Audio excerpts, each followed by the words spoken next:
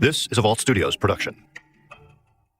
I'm Spencer Brudig. I'm Will Johnson. I'm Jessica Knoll. This show contains graphic material and is meant for mature audiences. This week on True Crime Chronicles. It's early morning on April 16th, 2016. 45-year-old Missy Beavers has just arrived at Creekside Church of Christ in Midlothian, Texas, a quiet town of around 30,000 people, 25 miles south of Dallas. Missy is carrying some fitness supplies as she makes her way into the church at 4:18 a.m. You see, Missy is a fitness instructor who's teaching a boot camp inside the church's multipurpose room. The class begins at 5 a.m. Missy is arriving early to turn on the lights and get her classroom prepared for clients. What she doesn't know is that someone else had already entered the church 45 minutes earlier and is lying in wait. Church security footage will capture Missy walking down the hallway and entering into a room. That footage marks the last time Missy Beavers will be seen alive. So I got a call from a woman that I knew in Midlothian. This is Rebecca Lopez. She's the senior crime and justice reporter for WFAA in Dallas, Texas. And she went to that church, and she was driving by, and she said, there's a lot of police activity there. You might want to look into it because I've heard that there has been a murder at the church.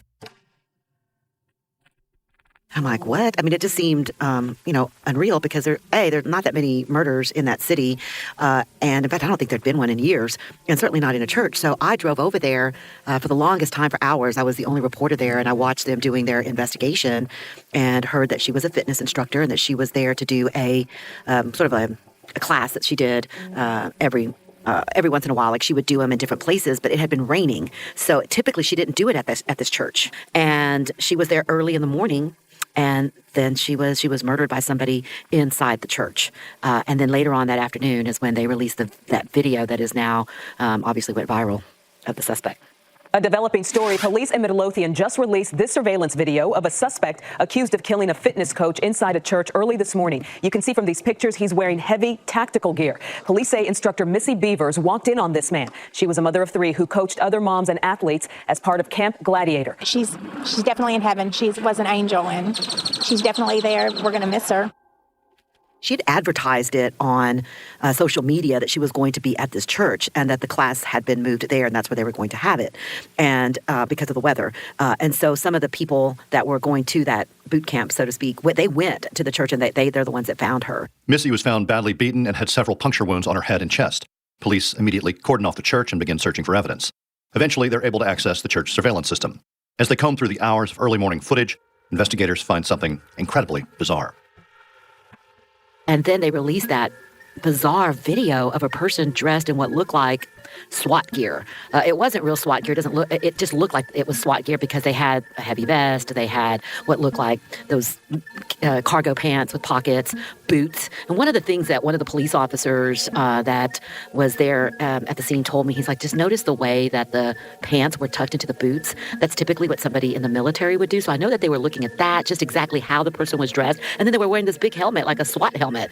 It was just so bizarre. But then police run into the first snag in the case. The cameras were working inside parts of the church, but the cameras outside that would have recorded a vehicle or any kind of, suspicious behavior outside the church, they weren't working. So that was odd. And then the person broke in. So there was a broken window. That's how they got through. They broke in I think it was like a back door. And they got in by breaking the window in the back door and then getting in through the back door. And then, yes, they paced the hallways almost like they were looking for something.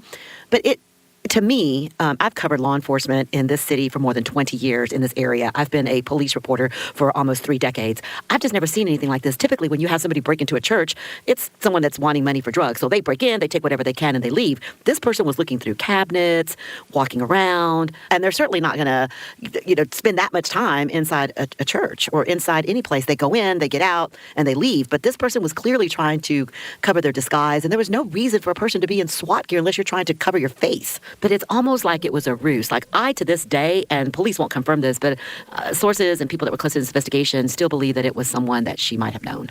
Because the exterior cameras malfunctioned and with no eyewitnesses, police have no way of knowing where Missy's killer went.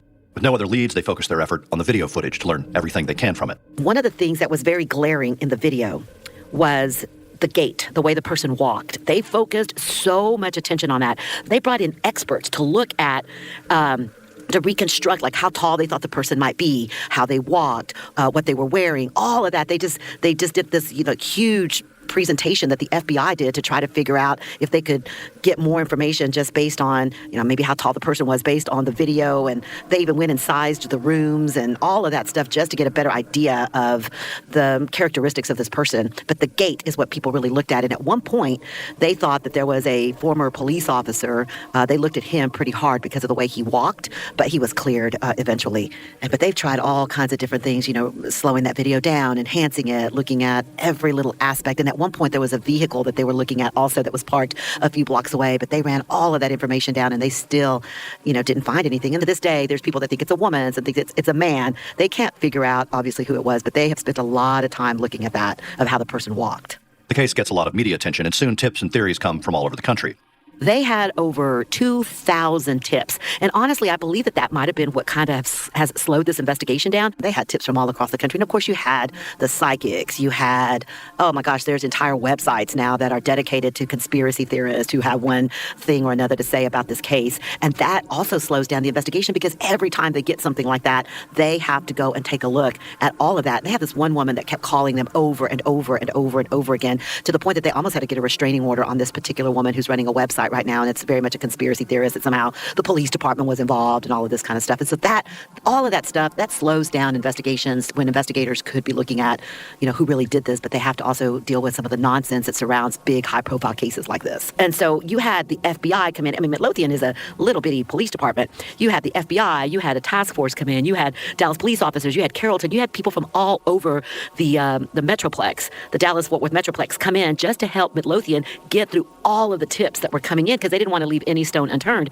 And they even brought in the Quantico people from Quantico, the behavioral science unit people, to kind of take a look at, okay, what kind of person might do this? And so they tried to get a profile of who this person might be that would commit a crime like this. And then they took a long time looking at burglaries of churches. There had been a couple in Dallas.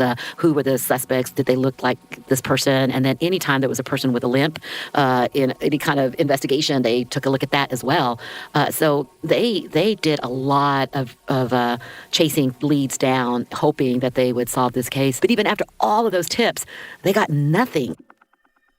Investigators start going through Missy's personal history, trying to find any clue that could lead them in a new direction. They started to look at victimology. They looked at who this person was. They start looking at her behavior, and not to victim blame, obviously, but you have to look at what her, who might have wanted to kill her if, in fact, it was a targeted hit. Who would have, what was the motive for her murder? Detectives turn their attention to Missy's husband.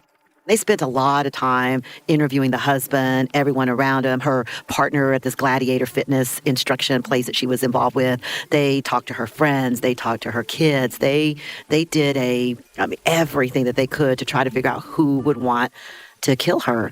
But right before she died, there were witnesses that say that there were some really loud arguments between them in the front yard. And they did have witnesses come forward and say that they had somewhat of a tumultuous relationship. I think he bought a boat and some other things pretty quickly. And so there was a lot of eyebrows raised about the insurance money. The family has disputed that, saying that they were very much in love and had a very loving relationship. But other people said that they would often hear them arguing, the neighbors, and pretty loudly. But her husband is cleared, and soon all potential suspects are as well. They looked at other people in their circle that they might have been with, but they cleared all of those people as well. So the first initial suspects were all cleared within weeks of the investigation. With the list of potential suspects exhausted, many in town start believing it may have been a random murder.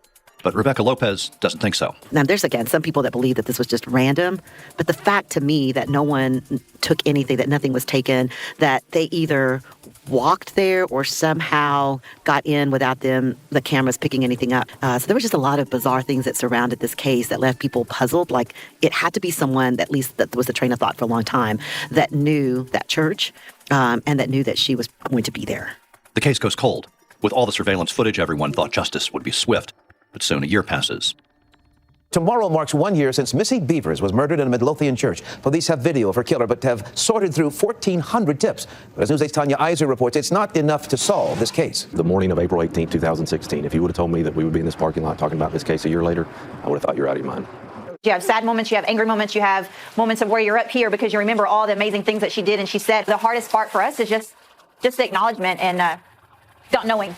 And now 4 years later, investigators are still stumped. There's some people that think the only way they're ever going to solve this is if somebody now comes forward and admits it or knows somebody that did it. But there's not been another case like it since then that the FBI or anybody can trace back to that this might have just been someone that just was out there doing that. That's what makes it look like this was somewhat isolated, that maybe she was targeted because they didn't hit anywhere else. There's not another burglar that has broken in SWAT gear into anywhere like that. It's not like it was a robbery and they robbed her and they took anything. In fact, I don't believe that they found anything that was ever taken, not from the church. There was nothing missing from the church. So the person was there to burglarize the church. Why was nothing missing? Like nothing was missing from the church. And as confusing as it is for Rebecca, the people of Midlothian, including Missy's friends and family, still have to live their lives in a place filled with questions, and with her murder still unsolved. There's a lot of split opinions on this case, whether she was targeted or not, whether it was random. Some people see a woman in that video, some people see a man. For a veteran reporter like Rebecca and for investigators, the case is cold with no path ahead. Nothing. It's just so bizarre. It is by far one of the most bizarre cases I've ever covered as a law enforcement criminal justice reporter. She had a life, and someone took that away. 31 years hunting for her mom's killer. And it's going to end with me getting the person that killed my mom. Hune Gray is closer than ever. So these are dangerous people. Extremely dangerous people. From the team that brought you Urge to Kill, I'm Ashley Porslin. Are you willing to go to war, so to speak? And this is The Yellow Car. I'm always ready for anything. Subscribe now. So, Jessica, we talked earlier this year to Rebecca Lopez about another case, if you'll recall the drug cartel kidnapping story. Remember that one? Yeah, crazy story. She's got some crazy ones down there. Yeah, and she, when she first came to us and said, here's a few stories, and then she gave us sort of a preview and what they were about, and that one was certainly a wild one and really sad. But then she told us about this one involving, the fitness instructor in a little town in Texas and her coverage of it. And as she says in this episode that over her decades of reporting on, crime and police and, all that stuff in Texas, this one sort of rises to the top of all her stories. It makes you realize really quickly, or at least it made me realize, this one's pretty wild. Yeah, I mean, just that video alone is just, it's haunting. And to know that person is still out there. Yeah, it's so weird. And I will invite our listeners, if they haven't already Googled this story, you can just go to WFAA.com and type in Missy Bevers. Her name is spelled Bevers. Not to sensationalize what happened, but if you're interested in the case and this video has piqued your curiosity or what have you, it really is, as Rebecca describes it, someone in full tactical gear. And they're casually walking around the inside of this church. I mean, I don't need to go on. She did a great job of describing it, but you really have to look at it to get a sense of just how eerie and awful it is, and to imagine this fitness instructor getting ready for a class in the early morning hours and being, was she targeted? Who knows? But it's really scary. And I'm glad you mentioned the targeting part, because it would seem like it was at least someone who followed her on social media, whether or not it was someone who knew her or just followed her. But the way that she was killed seems very, very personal based on, the crime stories I've covered. When it's something so savage, it tends to be a personal attack. I don't think this was random. Right. And they, as Rebecca says, they didn't take anything from the church. They're there in the early morning hours, in disguise, for lack of a better word. I mean, you can't tell who they are, obviously. And it's really interesting, the investigation, how they tried to figure out, again, I keep saying this as Rebecca says, but, whether it was a man or a woman, and looking at the gate and how they're walking around. And it makes you think that whoever this was knew that there were cameras. To be that disguised in all their tactical gear, it's as if they knew this church well enough to know that there were cameras, because most people wouldn't think that a church would have cameras. So to me, that kind of also told me they knew the church, they knew her, and this was a planned attack. And I think, and she mentions that the cameras weren't working outside. Right. It's not surprising. Here we have this little town, smallish town in Texas, that there are conspiracy theories. I mean, the size of the town actually doesn't matter. This could have happened anywhere, but for something like this to happen, and then for people to wonder, who the heck did this? Are they still living among them? We cover a lot of cases where I think that's an open-ended question. You never know. If it's unsolved, well, then should people be scared? You don't want to plant that seed, but that seed has been planted. Right. And I think, although if you believe that this was a personal attack, I think that kind of the fear would subside for that community. But at the same time, it's like, when you have an unsolved case, and this, I don't know if it's still open, but it seems like it's a cold case. It's that in and of itself is enough to, strike a chord of fear in folks that live there. And also that will bring out the conspiracy theorists. I mean, we found that with Bardstown. Look at all the conspiracy theories we had coming in from our podcast Bardstown, because you have these 5 unsolved crimes and people want to think there's an answer. So they start coming up with answers on their own. And like she said in this episode, that can really hinder an investigation because police have to look at that too. They have to look at everything that comes in, whether or not there's any bones to it or not.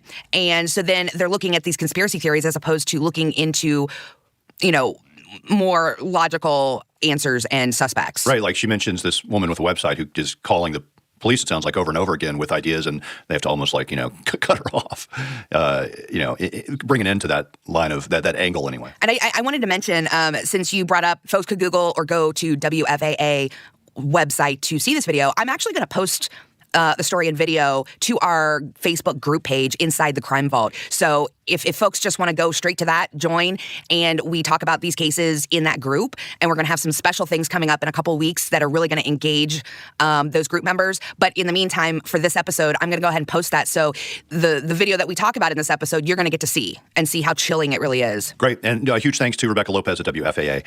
And Jessica, you mentioned Bardstown. If folks want to hear more Vault Studios podcasts that are available to listen to right now and subscribe to, and you can listen to Bardstown, about 5 unsolved cases in Kentucky, also The Officer's Wife. And we have a new one coming out soon all about the Tejano singer Selena. So you can check out all of those podcasts wherever you listen to podcasts. You can also go to vaultstudios.com, and that'll have links to all the podcasts we are working on.